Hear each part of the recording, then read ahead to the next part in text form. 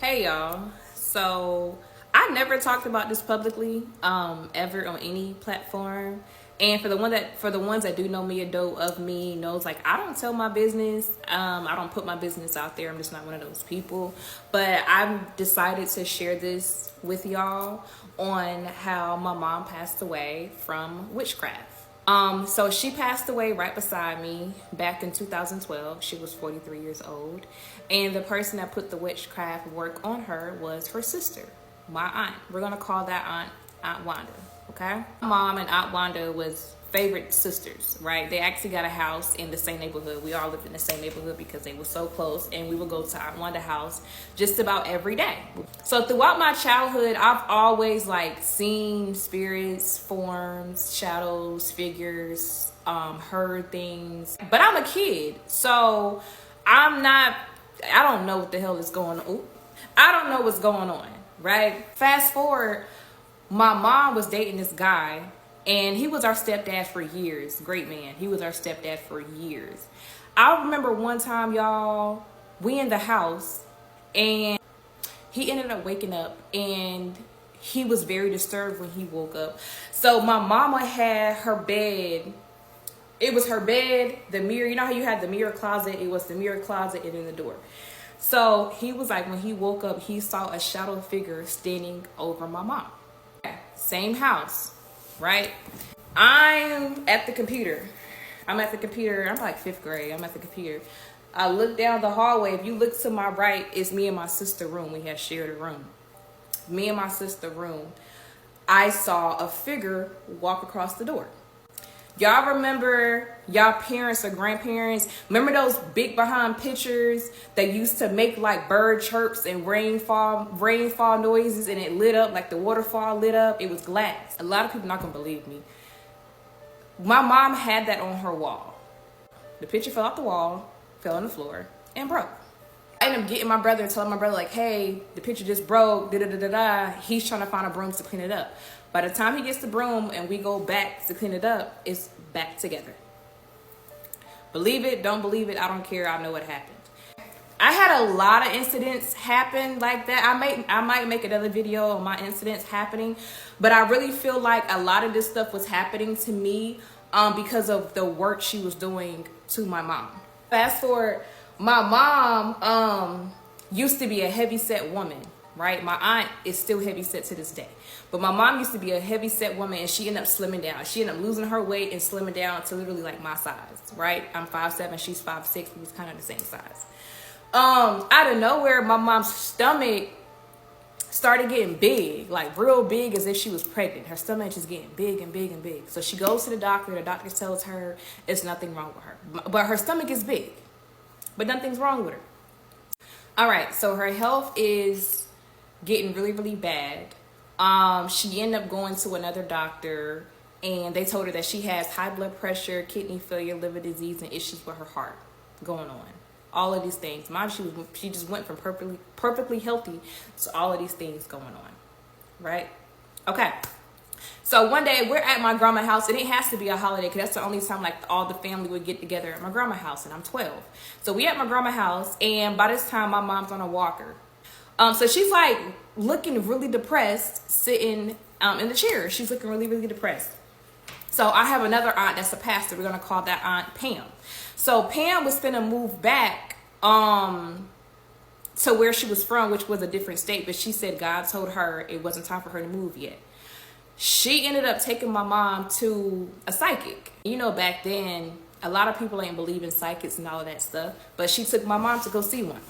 The lady described Aunt Wanda, I was going to say her real name, Aunt Wanda and her daughter as the one that put the work on my mom. They put it in my mom's food. Because remember, we went over there every day just about. They put something in my mom's food and she ate it. And that's how all of this stuff started happening to her body. The psychic gave my mom this jar. It looks like swamp water. Like it was all different stuff mixed up into this jar or whatever, right? Every time my mom drank it, she would throw up. The psychic told my mom she has snakes in her stomach, and that's why her stomach was growing as rapidly as it was growing. So she's throwing up every time she's drinking this stuff. Any house we lived in, y'all, I saw stuff, heard stuff, felt stuff. Any house, it didn't matter where we moved to. Didn't matter. And in all the houses, my mom couldn't sleep. She couldn't sleep for nothing. Like, we literally would have to rub her to sleep, like rub her back to sleep, because she couldn't find comfort to sleep at all. So she ended up telling Aunt Pam like she couldn't sleep in the house. Before that, so one day, y'all, me and my sister was sitting in the living room. My mom was in her room. So it was my mom's room, the living room, all of our rooms.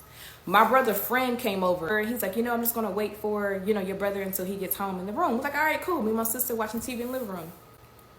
So he goes in my brother's room, y'all, and he comes out. He doesn't say nothing.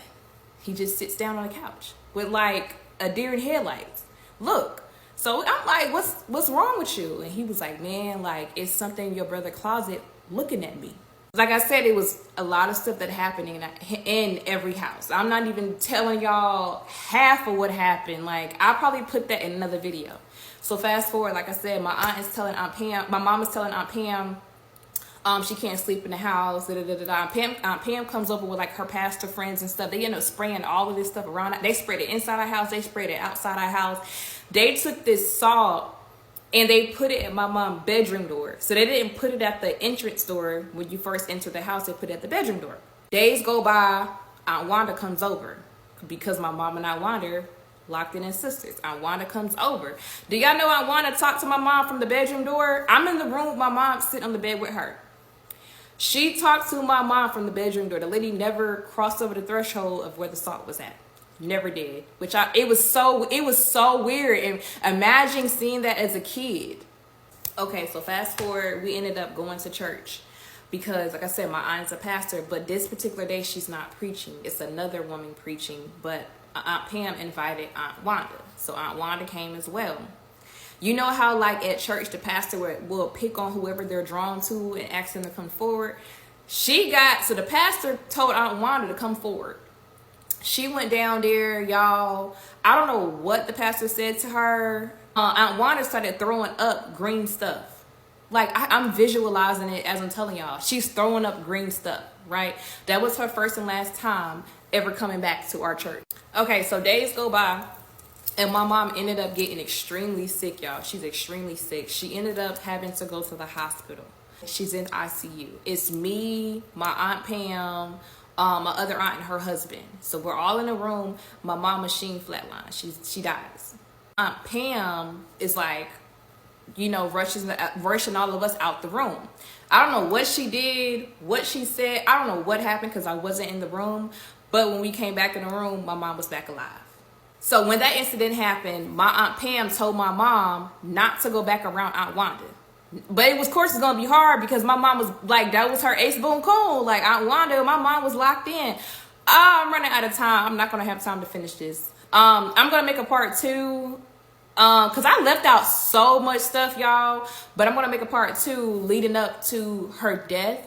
Because I don't know why I thought I could cram this in 10 minutes. I can't. So y'all come back for part 2, man. Okay, y'all, this is part 2 on how my mom got alive from witchcraft. So the main question I keep getting asked is, why did Aunt Wanda do it to my mom if they were so close? So the main reason was jealousy and envy, being envious, y'all. So remember in the first video how I told y'all they both was plus size? Well, my mom ended up losing weight and slimming down. So she wasn't plus size anymore. So she's getting all this attention from men and everything else. And my Aunt Wanda did not like that. I have had conversations with my grandmother about Aunt Wanda passed and about my mom passing and everything. And my grandma, this is from my grandma's mouth, like, she told me that Aunt Wanda always had a jealous, envious character, spirit. Like, she was always that way. Even when they was kids, she cut off her sister ponytails because she had long hair. So while having these conversations with my grandmother told me that my Aunt Wanda daddy practiced all of that stuff. And my Aunt Wanda wanted her dad to teach her. And her dad told her no. So she went on her own and started like getting these different type of books that would teach her how to do it. And she started going to like graveyard sites, practicing within the graveyard, taking graveyard dirt from the graveyard site to complete her magic at home, and just all type of stuff, y'all. Like, me and my grandmother had so many conversations so I can get the backstory and everything. But originally it's because of jealousy. Okay, so to give y'all some more insight on some of the stuff that I saw as a kid, and to answer your question, yes, I still see stuff, hear stuff to this day. It's just not as frequent as it was back then. One time, I'm in our den, I'm on the computer. I'm always on the computer, huh? I know y'all remember them chat rooms. Yeah, I was one of them. I was in the chat rooms. Anyway, so I'm on the computer, and it's a knock at the door. At our back door, it's a knock. Everyone else is, my mom, my brother, my sister upstairs sleep. It's a knock at the door. So I go look out the blind. No one's there. Mind you, it's like 7, 8 o'clock in the morning that I'm up. No one's there. So I get back on the computer, typing away. It's a knock again. I go look out the window. This time it scares me.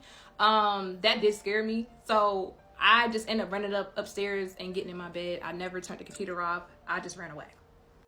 Okay, so same house. So I'm getting home. I go into my mom's room, and then I go into her bathroom. So when you come out of her bathroom and you look straight down, it's our bathroom. And it's pitch black because our bathroom didn't have no window or nothing like that. So I come out of my mom's bathroom. I look immediately down the hallway. Believe it or not, it's floating red eyes in my bathroom. So I immediately ran into my mom's closet. I'm a kid. I'm 5th grade. I immediately ran into my mom's closet. And I honestly don't even remember what happened after that, that particular day.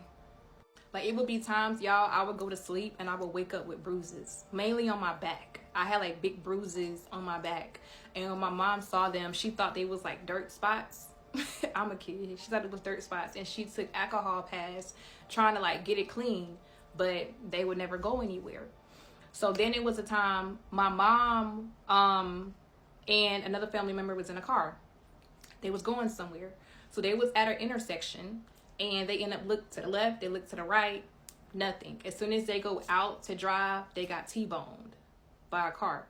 My mama had a scar across her chest because the seatbelt burnt her so bad, the EMS told her another inch she would have passed away. Someone rolled by the accident, Someone rolled by the accident and told her to check under her seat. Under her seat was a dog. So some of y'all that was in my live earlier saw my cousin in my live. She actually had an experience as well. So my cousin, she dated my cousin. So she's actually my cousin baby mama, but you know what we do. We call everybody cousins. So my cousin and his baby mama is at Aunt Wanda's house. And keep in mind, my cousin and his baby mama is living with us at the time. So they're at Aunt Wanda's house because my cousin is introducing his girlfriend, baby mama, to my aunt. So they're in the house, they're meeting, they're cooking, they're chopping it up. And you know how like older people have like a photo collage on their wall? Like all the pictures is just like together closely on their wall. My mom picture fell off the wall in front of my cousin girlfriend. And it made her so uncomfortable that she didn't want anything else to do with Aunt Wanda or her house. She wanted to leave. And that's what they had left. Another thing I wanted to add in here, y'all, I don't know what my aunt was, I don't know everything she was practicing, but I seen this woman move stuff without touching it. Believe it, don't believe it. Like I said last video, I truly don't care. I've seen her move spoons and cups without touching it by looking at it off the table, you know? So I'm getting all these comments about like, why do your moms to go around her? You gotta think about it, y'all. We talking about 2009, 10, 11, 12. People don't really believe in that stuff like that. And I'm a kid. There ain't nothing I can do. You know what I'm saying? So it's love when you love somebody and you don't believe what's going on or you don't understand what's going on. You can't say how you would react until you're in a situation. You know what I'm saying? Like, it's 2025 now. This in your face. We're talking about back in the day. Like, so I don't know why she still would around her, y'all. I don't. Okay, so fast forward. My mom's kidneys are starting to fail. So now she has to get the surgery to get the vascular access to start her dialysis. So at first, she got it in her arm, y'all. And it ended up getting infected so bad. Like, my mom's arm was so swollen. Think of like a shark taking a bite out of your arm. That's literally how it looked. Like it was just open. Like, it was so bad. It was so bad. She ended up having to get it done in her chest. So her arm was really, really jacked up. She ended up trying to sue the hospital for whatever reason that never was successful for her. Whew. Okay, my bad, y'all. Just bear with me. So my mom was on dialysis for years. She was on the list for a kidney transplant, but that just never happened. And then I remember one day she came home and her arm just kind of exploded. That's literally how I can describe it.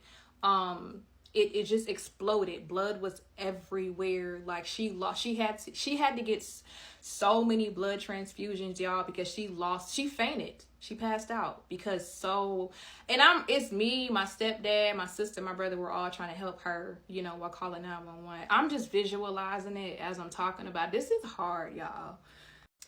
All right. So I remember seeing, like I said, we used to go to her house just about every day.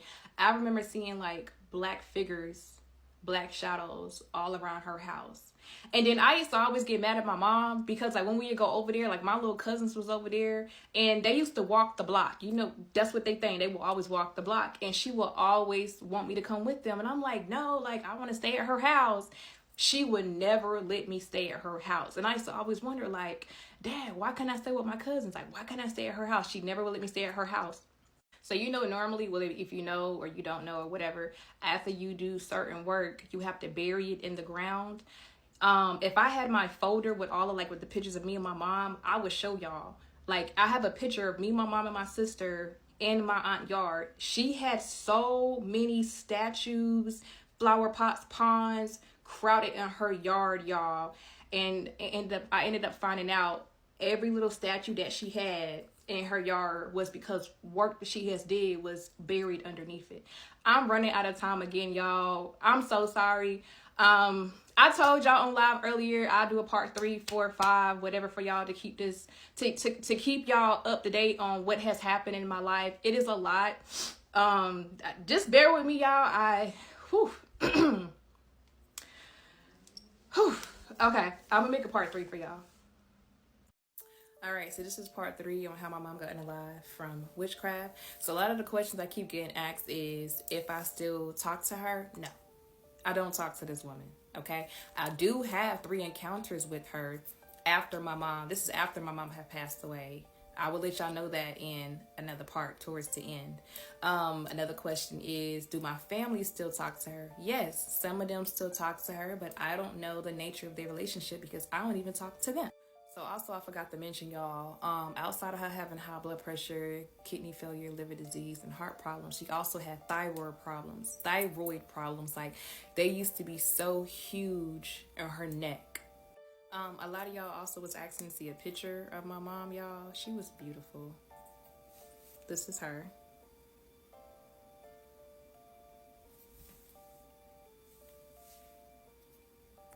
Okay, so pretty much after her arm did all of that, we went to the hospital and she had to get 6 pints of blood. So when we went home, that night or that morning, whenever we had got home, I remember I ended up it had to be that night because I woke up that morning. And I had my mom had brought me a lot of books. Like I love reading books, but I had them stacked under my bed for some reason. I'm under my bed looking for books and everything, and I feel someone behind me. So I'm talking to them because in my mind I'm thinking it's my sister, because my sister's room was right beside mine. So I'm like, this is my sister behind me playing around, like, girl, what you want? Whatever I was saying at that time. End up turning around, no one's behind me. So then I went and peeked in my sister's room. She's asleep. So I'm just like, okay, that was a little weird. And also and this is the same house, the last house that we had lived in. I used to be scared to sleep with my closet open. It was my bed, and in front of my bed was my closet. And I used to be scared to sleep with that closet door open. Okay, so at this point, I really feel like my mom didn't want to be on this earth anymore. So me and her was in the living room, and she ended up breaking down crying to me, telling me she feels like she's a burden to her kids. She doesn't want to be that way anymore. She hates she can't take care of herself. And honestly, y'all,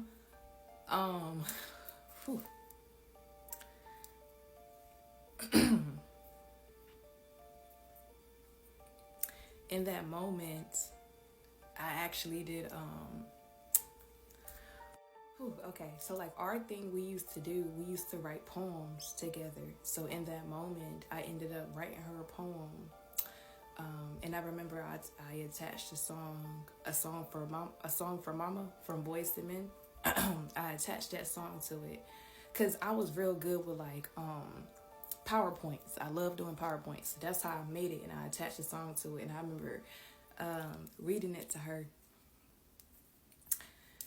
Whew. Okay, yeah. So I'm reading it to her, and she starts crying and everything. And I remember some of the words I was telling her in there, that she's not a burden to me. But you know, when you're a mom, because I'm a mom now, but when you're a mom and you have kids to take care of and you can't, you know, now I understand how she feels, you know, being an adult with my own child. Okay, so my mom went to dialysis 3 times a week. Majority of those times I would go with her. And at this time, I'm on probation for like some stuff. But then my probation officer kept extending my probation. So I'm on probation.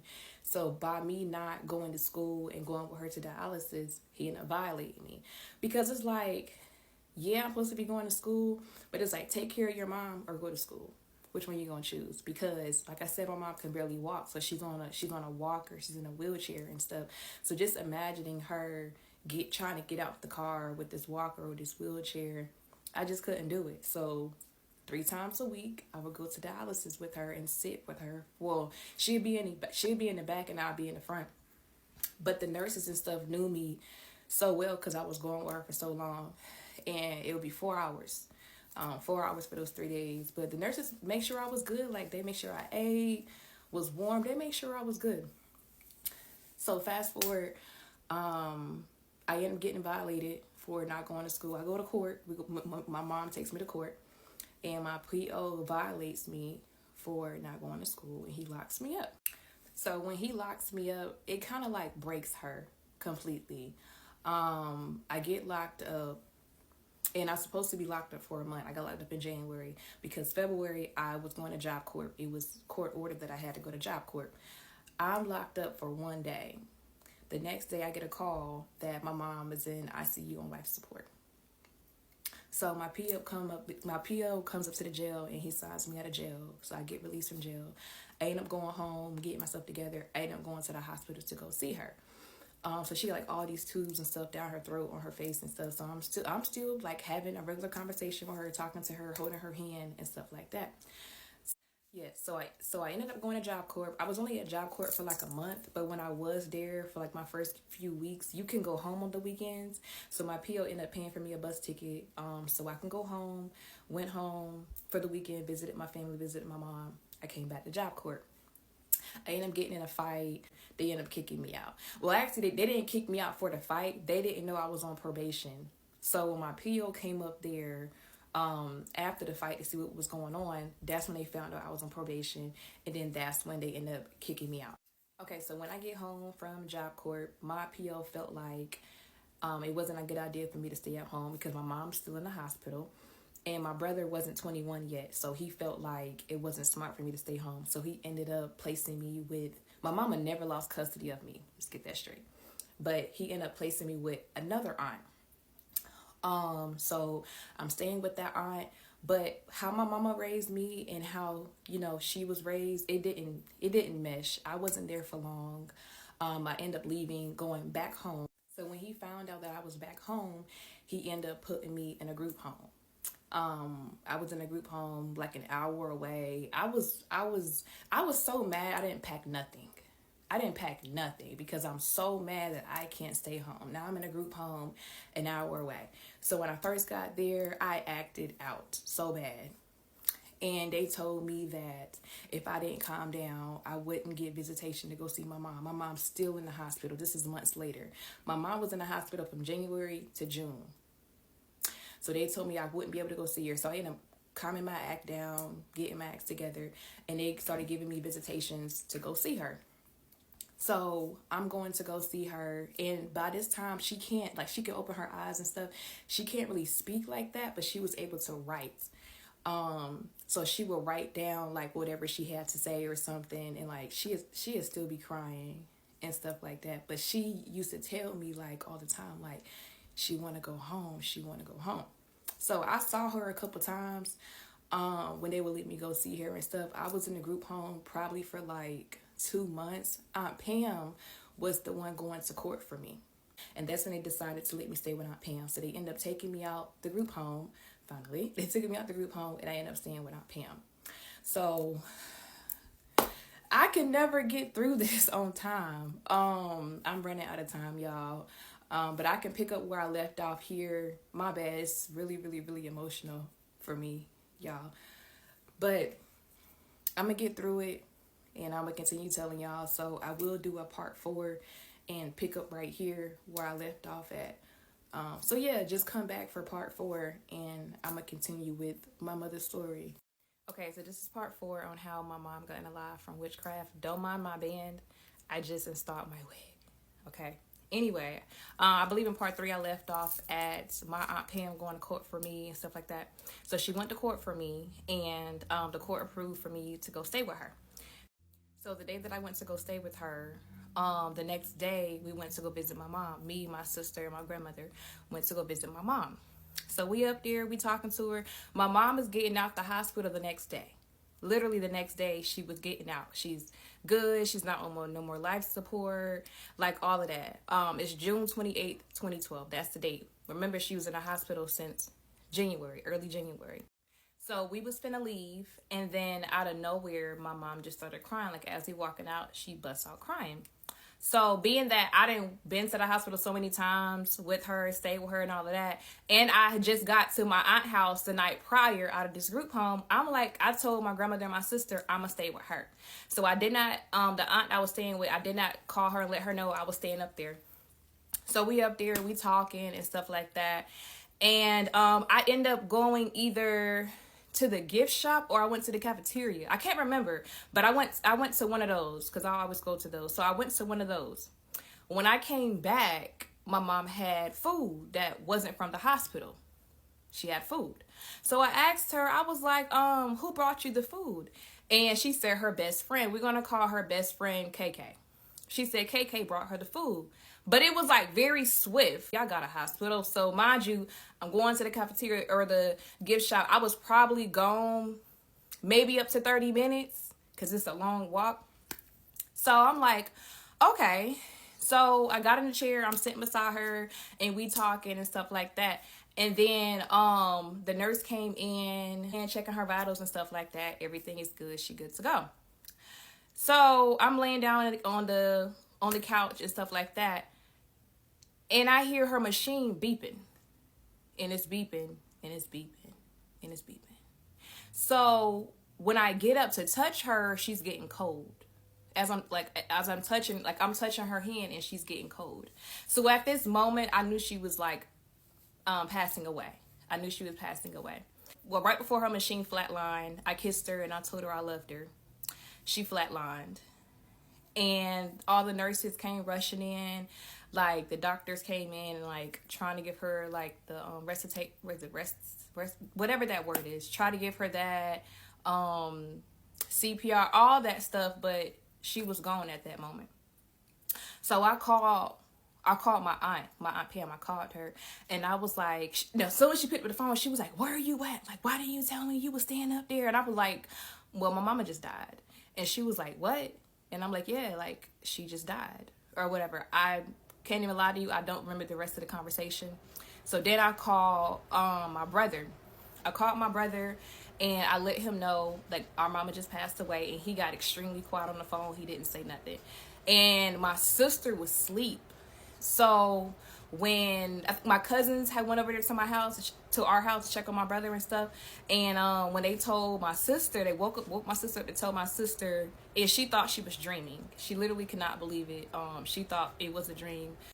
So my grandma come up to the hospital and she gets me, and we end up going to another aunt's house, which that aunt was real close with my mom as well. So she broke down real bad. By this time it's like 2 or 3 o'clock in the morning. because my mom passed away like 10, 11 o'clock at night. So a lot of y'all been asking me, like, do my mom come visit me? Yes, she still come visits me. She visited me this night. So after we left my aunt's house, we ended up going back to my other aunt, my Aunt Pam house, the one that I'm staying with. We all stay there. Me, my grandma, my sister, we all stay there. And my mom came to visit me. We're sitting in a church, and I'm sitting behind her. And remember how I told y'all in part 3, she kept, like, every time I would go up there, she would write on the paper, like, she wants to go home. She kept telling me she wants to go home, but I'm 16 at the time, so I'm thinking she want to go to the crib. You know what I'm saying? So I asked her, when she said that she kept wanting to go home, did she mean heaven? And she was like, yeah. So it kind of put my mind at ease, because I feel like she prepared me for her passing. And she passed away the last day I was able to see her, because, mind you, I just got out of that group home the night prior. Okay, so fast forward, we're planning the arrangements for her funeral. I'm not going to get into much. I'm not going to get too much into it, but let's just say my mom set away some money for me and my siblings with her insurance, because she did have insurance, life insurance, and let's just say we never saw it. So I'm gonna keep that like that. Okay, so fast forward, we at her funeral, and I did go up there and I said a poem to my mom, and I also said final words to her as well. Mind you, Aunt Wanda came to the funeral. All right, y'all, I actually have to stop right here. I'm finna head out. I will pick up where I left off at, because it gets freaking crazy, y'all. So come back for part 5. I'm so sorry. I should have recorded this earlier before I had to leave, but I promise you I'm gonna drop part 5 soon. Louisiana voodoo story. I'm gonna tell y'all a story today about my family and its Shreveport ties. And one of the stories that I heard from my uncle while in Shreveport, Louisiana. So y'all know that my dad is from Shreveport, and anytime we had a family reunion, it was always in Shreveport. So when I was young, we were always going back and forth from Oklahoma to Shreveport to meet up with family, to have family reunions. Sometimes we would just go down there to get local food from the local market. Well, one time we went down to Shreveport. My whole family went from the ones that lived in Oklahoma. We all traveled to Shreveport to get ready for the family reunion. And I was young around this time. I was probably about 15, 16 years old. So we go down to Shreveport for the family reunion. And mind you, on my dad's side, there's 11 of them. So my dad has 10 siblings. So in total, there's 11 children. And I have an uncle. I'm not going to give his name, but a lot of the men in my family are kind of like womenizers. They're like, they have multiple women. They have different dealings and things like that, that's how they deal with women. So I have this one uncle, and while we were down in Shreveport, he decides to go out on the town, see what's going on the town. My uncle was probably like 30 years old at this time. So he goes out at night, one evening he meets a young lady. So he thinks the lady, she's a pretty lady, he kind of wants to get to know her. So they decide to meet up. She gives my uncle her address, and she tells my uncle, hey, meet me at my home. We're going to hook up, meet up, and we'll get together. So my uncle's like, she's hot. She's fine, dude. Like, I'm finna go holler at this girl. This is what my uncle told my other uncles, his brothers. Like, man, she's so hot. I'm finna go meet up with this girl and see what's up. So my uncle says he pulls up in the driveway. Everything's normal. He knocks on the door, and she lets him in. So when she lets him in the house, this is a black lady. My uncle says she's very beautiful, very pretty. So he was really excited to go out with her. So she lets him in the house. And when she lets him in the house, she says, oh, you can have a seat right here in the front room. I'm just going to go back and get freshened up. And then, I guess they were going to go out or whatever they were going to do. Who knows? So she goes back. She's getting herself together. My uncle's sitting in the living room. He's just waiting. And he's just waiting like, okay, I'm trying to see when she's going to come out. She's getting freshened up. So he says when she comes out the room, she is dressed up and she's walking from the back of the house into the front. Now, as she's walking slowly. And all of a sudden, you know, she's looking beautiful. The outfit she has on is beautiful. But he says all of a sudden, her face starts to change. So her face changes and she begins to levitate off the floor as she's walking. So it's almost like she's coming towards him, but she's floating. She's floating off the floor. I'm going to show y'all an image kind of like this.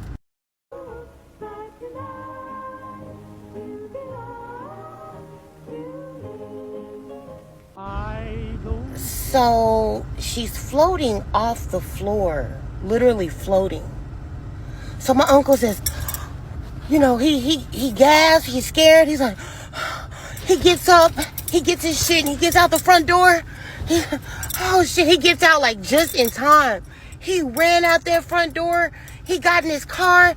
He just said he just couldn't stop breathing. He hurried up and started his car and drove off. By the time he made it back to where the family was, where we all were, he pulled his brothers aside. He said, man, I went and met up with that woman. I don't know if she was a witch. I don't know if she's a voodoo priest or what she was, but that bitch was floating through the air and she was coming towards me floating and shit like that. My uncle said, shit, never again. Never again. Ain't messing with these Louisiana women. Even though they were Louisiana people too. He said, never again. I ain't messing with these Louisiana bitches. Not no more. It scared the socks off of my uncle. When I tell you it scared the socks off of him, oh my God, that was the funniest story. So of course it got through the whole family. My uncles told my aunts told my grandma told us. Like, everybody was laughing during the family reunion, laughing about the story that happened to my uncle when he was running away from that woman. He went out on a date with, because she literally started floating in the air. So yeah, these are just some of the stories I have from Louisiana. This was in Shreveport, backwoods, baby, that voodoo shit. Gotta be careful. Story time of how everyone who lived at my last apartment lost their job. So me and my boyfriend were doing long distance at the time, and I decided to move here for him.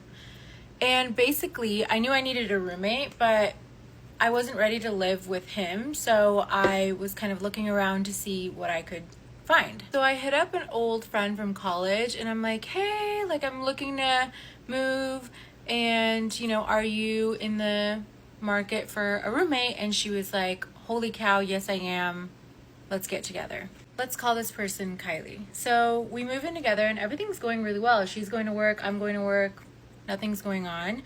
Then I start to notice that she's not going to work anymore. Like, she's just home all the time. And at first I don't think anything of it, but then it just starts getting really strange. So I kind of confront her about it, and I'm like, is everything okay with your job? So there's some back and forth, and then she finally admits to me that she got in a fight with her old roommate. She punched her in the face. She got arrested that night, charged with domestic violence. So that in turn got reported to her job, and she lost her job. After that, I feel like the entire energy in the house just shifted, and it just got really, really weird. And I no longer felt like I was able to talk to her or confide in her as like a friend. I was like just not even wanting to go to my own home at that point. So luckily my boyfriend's lease was kind of coming to an end, and I reached out to him and I was like, hey, what do you think? I know it's early, but like, what do you think about like us just like moving in together, blah, blah, blah. And he already knew the situation that was kind of going on. And he was like, yeah, let's just do it. Let's just move in together. And she totally resisted at first. Like, she was like, no, like, I'll find a way to make the rent. Like, don't worry about it, blah, blah, blah. But other things were also going on at that time that I won't dive deep into. And I was just like, this just isn't really working. Like, I wish you the best. And like, let's just go our separate ways. So boyfriend moves in and things are going really, really well. There's like literally zero issues. And then one day he comes home and he tells me that the company he works for just completely stopped existing and he doesn't have a job anymore. Just like randomly out of the blue, never saw it coming. Then a couple months later, we're realizing he's just really having a hard time like finding a job. So we're like, we need to get another roommate. Like we can't financially like cover this rent. The rent was like insanely high. So after some searching, we end up finding a girl to move in, and she's super sweet and super cute and has a job, and everything's going really well. So then I'm at work one day and I get a ping on my Ring camera app, and it just keeps going off. And I'm like, what is going on? So then I look at the camera, and it's showing this lady literally like pounding on the door. Some random lady. I've never seen her in my life. And I screenshot it. I sent it to my boyfriend. I'm like, do you know who this is? And he's like, never seen her in my life. And I was like, okay. So I'm thinking maybe it's our new roommate, like whatever. So then I send the screenshot over to the roommate, and she's like, oh my God, that's like my boss and blah, blah, blah. Like she kind of just kept it short, didn't really like explain what was going on. So then a couple weeks passes, and then she admits that she no longer has a job and she can't cover rent anymore. So now we're on contestant number 3, and we're like, hey, do you have a job? He's like, yes. And also I have a second job that is starting in a month that's going to pay even better. So it's just going uphill from here. And we're like, perfect, move in. So he moves in, and several weeks go by, and I'm just noticing that he's really like late on sending payment and stuff like that. So I asked my boyfriend to just be like, hey, what's going on? Like, are you good? And he admits to not only losing his current job, but also losing the job that he was supposed to start soon. And we were just like completely in shock. Like, what is going on? And then something hits me. And do you guys remember the first roommate in the story, Kylie? I remember that Kylie mentioned that her mom was getting into like witchcraft and like looking into witchcraft and seeing if, you know, if that's something that interests her. And I was like, could it be that her mom put some sort of hex on the apartment or everybody that lives there, or me, or like, we don't live there anymore, obviously, but I still think about like that moment and like if it was just a coincidence or not that all of it happened the way that it happened. This is going to be part 1 of my Sihr black magic story. And if you are not familiar with black magic, I genuinely wasn't either. I didn't really believe in it until I experienced it firsthand and had a bunch of weird stuff happening to me. In order to give the story, I kind of have to give a little background detail of how I met my husband and when I started experiencing a lot of this stuff. So back in 2020, when all the gyms started opening back up again, there's one gym in particular that opened up before any of the other ones. And that's when I met my husband. I was single. He was single at the time as well. And trust me, I did my digging. I did my vetting. I made sure that man was single, because if you don't know, I am a girl's girl, tried and true enough. I even had the smidget remotely talking to somebody. I would cut it dry then and there. And that's a big part of the story. I was talking to at the time, my husband now. We started to get to know each other, and it was about, I would say, 4 months in when we ended up switching to a different gym. I wasn't aware that there was a girl that my husband didn't really talk to. He was kind of getting to know her for a couple of weeks, and he wasn't really interested in her. It was freshly after he ended up ending another relationship with another person, and back in 2019, and he was just kind of freshly out of a relationship, and he ended up telling her like, listen, I'm just not ready for a relationship, and I don't think this is right, so like, I don't want this. He was never in a relationship. They were just in a talking phase, and he realized it wasn't for him. Yes, this girl ended up being kind of infatuated with my husband, a little obsessive with my husband, and I hate even saying that, because if I didn't experience the things I experienced, I would empathize with her and I would feel for her, but I can't because of how evil she is. I don't care. She's probably watching this video and you are an evil, disgusting person. I hope you know that dipping into Sihr and black magic is a forbidden thing. And when you dip into black magic, don't quote me on this, but sworn I've heard this from multiple people, including sheikhs and marjas and all that. But when you dip into the other world, it's like you can't touch heaven. I went to this new gym with my husband, and the girl was there. My husband now came up to me right away and was like, hey, I'm just letting you know, this girl over here has something with me where she's kind of obsessed with me and she doesn't leave me alone. I ended up seeing her. I wanted to avoid her at all costs, so I ended up going into the locker room to get all my stuff after I finished my workout, and she ended up walking in right behind me, coming into the bathroom, and I was trying to avoid eye contact at all costs, but I ended up doing it. I ended up seeing her, ended up like very like politely smiling at her, and in a nice way. Don't like when girls are just like, I got the man, you didn't. Like, I don't like that stuff. I'd be nice and smile at her, and she just gave me like most evil hatred look in her face. Like, I was like, ooh, okay. Automatically, I knew she just didn't like me and she don't want to be around me, and so on. Let that go. I just missed. I didn't even tell my husband. I just didn't want to egg onto the situation. I didn't want to put her down even more. A couple months go by. My husband and I were completely fine. My husband and I were best friends. We literally did everything and anything together. He was the sweetest, most gentle soul. I am very aware of narcissistic behavior, psychological behavior. I was going to school for a lot of that stuff. So I know when a person is gaslighting, love bombing. I was actually in a relationship before that was like that. So I'm very aware. And my husband was none of that. A little bit of anger issue, and so do I. That had to do with what ended up happening with our marriage. Months and months go by. I'm talking about 7 months go by. My husband and I end up deciding, because if you're Arab, you know that you don't really typically wait years to get married. I said, you know what? Why don't we just go ahead and get married? It was about, I would say, about a good year, and then we ended up deciding, like, let's just go ahead and have a wedding. Getting married June 13th, and we set our date. The day that we got married. Okay, this is when all the weird stuff started happening. I lived with my sister at the time. My parents live in Florida, so my sister took care of me for a good 5 years of my life. That fit my sister's house, of course, because I lived there. My brother-in-law ended up waking up and seeing a dead black crow outside of the front yard, which was very weird. Okay, that's like a big sign of witchcraft, black magic, but we didn't think anything of it. You don't think about this stuff if you're not into this stuff. My hair didn't turn out right. My makeup didn't turn out right. The sister that I lived with, her dress ended up ripping from the top to the bottom, where she had to go get alterations on the same day, like literally 30 minutes before I had to walk into the car. Nowhere, randomly broke. It wasn't like she gained weight. It wasn't like any of that. Her worst part was finding my nephew almost deceased. It turned completely blue. My brother-in-law found him right in time, and it's called brewing. When a baby starts to turn blue, they can't breathe. My nephew was very young at the time. All these things didn't make sense to us until after we found out, like, all this Sahara stuff was put on us. It was years down the road to the banquet hall, and our singer ended up not showing up. So we ended up having to come and walk in our own wedding at 9 o'clock at night, which is absurd. That's crazy. You shouldn't be walking into a wedding at 9 o'clock at night. Music that I picked out for my wedding was completely altered. Slow dance with my father was fast upbeat. My husband's song with my mother-in-law was also off. And mind you, all this stuff was pre-planned in advance. Like, none of this should have been messed up. The singer that actually sang at our wedding is very professional, and it wasn't like he wasn't. It's just his whole band didn't end up showing up. They all, like, just didn't come to work. I'm gonna have to go into part 2. This is part 2 of my Black Magic Sihr story. If you didn't watch part 1, go watch part 1. Necessary to actually understand the story. Our wedding was absolutely horrible. We didn't really think anything of it. We just said, okay, it was just a really bad day. Bad things happen to anybody. I just pushed it on the side. It made the love of my life, and that's all that really matters at the end of the day. A wedding is a wedding. I get into so many details. There were marriage problems, but pretty much I couldn't hold a baby. For 4 years, I could not hold a baby. Well, my husband and I were fighting to the point of we got divorced twice. Okay, Islamically, we went to the sheikh, we got divorced twice.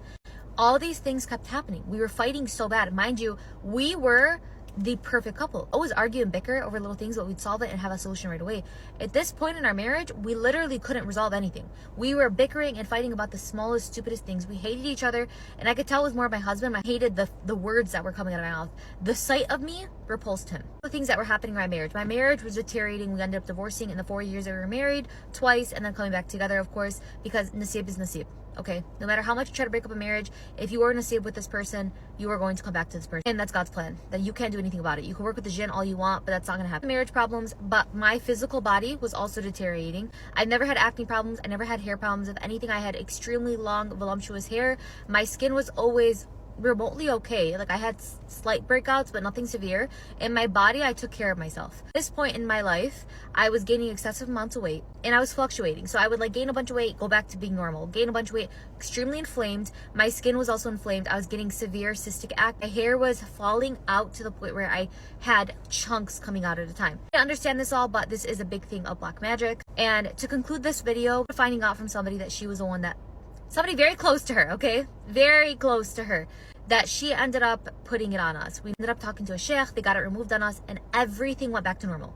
My hair started growing back to normal, my skin got better, and I got pregnant immediately. But when I tell you night and day difference in my marriage, like, we were on the brink of divorce. Now we're able to effectively communicate with each other. From before, we wanted to rip each other's heads off. If we're going through something like this, maybe you want to go ahead and talk to, like, a sheikh and see a sheikh or somebody that is religious and see if something is put on you, because I experienced it firsthand and it is a scary. I got my snacks, so get yours, because what? I got to push my nose ring back in. Leave me alone. Whatever. But can you imagine getting witchcraft done on you through your own wig? Yeah. There's this girl. Let's call her Lily. So Lily's birthday's coming up. So of course she want to look good for her birthday. She got her this really nice wig. She found this stylist on Instagram that does really good. Like her installs eats. Anyway, she gets her wig. She hits up the stylist. She books the stylist. The stylist tells her that she has to drop off her wig like way before her install. And she's like, okay, cool, because she wants her wigs customized because the stylist, her installs eat. So boom, she drops off the wig. She meets the stylist. She's really nice. And she's like super excited because she's about to look good.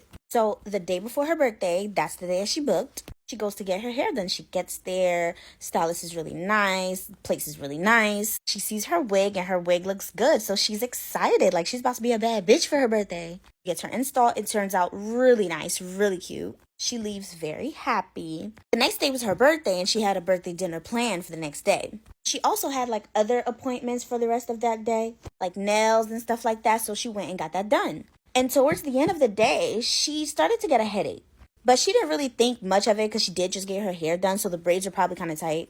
So she doesn't really mind the headache. She just takes some painkillers that night before she goes to sleep, hoping that, it'll work. Tomorrow she'll be fine. Tomorrow's her birthday. So the day comes. It's her birthday. She's excited. Everybody's wishing her a happy birthday. However, she noticed that the painkillers that she took isn't really working because her headache is getting worse. But she's not trying to let that ruin her birthday. It's her birthday. So her dinner reservations were set for about 6 o'clock. But by the time it got to 6 o'clock, her headache was literally unbearable. But it's her birthday. And this is her birthday dinner. So she doesn't even want to touch her head. So she goes to the dinner. She is in pain. Like to the point where she started to cry. And when she's tries to feel her head and feel the braids under, because she even tried to oil it, the braids didn't seem that tight. She was touching it. There was definitely a little bit of space in between. So it wasn't really that tight. But why does she have a headache that much? Because at this point, it's not even a headache anymore. It's a migraine. So she's like, maybe it's one of the products that she used. She's probably allergic to or something. So she's like, after this dinner, this wig is coming out. That's exactly what she did. After her birthday dinner, she took that wig out so fast and took those braids out so fast. But that didn't stop the headache because the headache was there for another week. At that point, she went to the hospital. Goes to the hospital, nothing's wrong. They couldn't find no reason why she had this migraine that's so bad. She wasn't allergic to anything, nothing. It wasn't until she was talking to one of her friends one time and she was explaining how this headache, she just can't get rid of it ever since she got her hair done. And the friend was like, oh, who did your hair? And she showed the friend the stylist Instagram. And the friend was like, oh, I'm surprised she even did your hair. She don't even like you like that.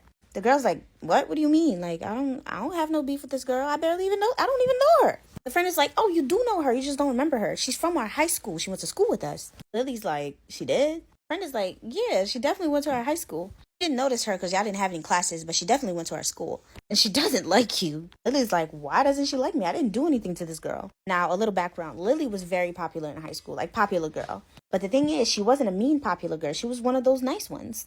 Her current boyfriend is her high school sweetheart. Turns out, old girl, stylist, had the biggest crush on her boyfriend from high school. She had plans to make a move on him right before they got together. So in her mind, she's thinking Lily stole him from her. And that's delusional because the stylist and the boyfriend never spoke. They went to school together, but they never spoke. Upon finding this out, she's like, oh, this may be deeper than I think because Lily's not stupid. Lily's Caribbean, so she knows about witchcraft. Lily's like, oh, I think she got me. So immediately she went to her grandmother about it. She explained the whole situation to her grandmother. And her grandmother's like, yeah, it sounds like she might have did something on you, but let me find out. Bring me the wig and I'm going to find out. So Lily gives her grandma the wig. Her grandma leaves. About 2 days later, she gets a phone call from her grandma. The wig, yes, she indeed did witchcraft on the wig. Except it didn't work the way that she wanted it to.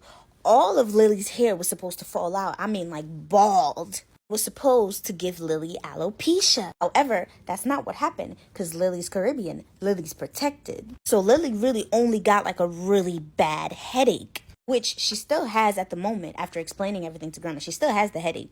Grandma tells Lily, you need to come over. I know how to get rid of the headache. Now that we know the root of what's causing the headache because the doctors couldn't find out, we're going to take care of it. So Lily is shocked because she didn't even know this girl. Why would you... What's the point? So she goes to her grandma's house. Her grandma makes her drink this tea, and she takes this herb bath. Grandma had like all these herbs in the bath, and she had like a handful of those herbs, and she was patting her all over her head with it and all over her body. And then grandma prayed for her right after. And I kid y'all not, after she did that, headache was gone. Lily never really confronted the girl about it. She just know like, yeah, I can't mess with you. But it just goes to show like people will really try to get you through anything. Make sure you guys are following me on Instagram. Yeah. If you want to send me your own stories, follow me on Instagram and send it through there. I'm going to put my ad. Well, it's the same ad for all social media platforms, but I'm going to put it right here.